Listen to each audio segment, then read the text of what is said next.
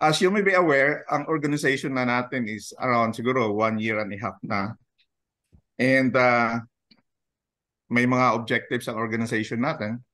Especially, we would like to have our members updated dun sa mga professional development, and we like also engage with them kung meron mga silang needs with regard to their professional development. And we would also like to have, among others, yung objective natin is to help our department to produce marketable and quality graduates. And also, we would like to develop yung ating camaraderie.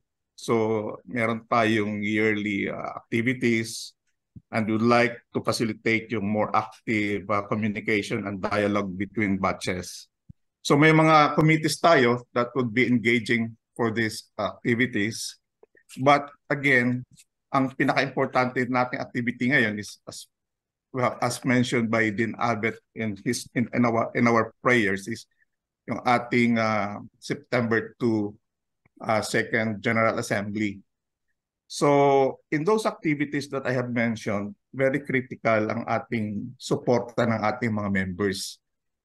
At saka yung we'd like our members to be more active, full support, and we'd like to feel a strong and more active and vibrant engagement with them. So very critical ang participation ng ating mga batch reps for us to be able to have this, no? So that's why we are reaching out to you today to help us, no, convince our mga batchmates, no, your batchmates, your classmates, and your mga associates nyo to join us and be active in our organization. So again, thank you for being here, and we hope for your support para ma-convince pa natin ang ating members to attend our September 2 General Assembly. So again, thank you.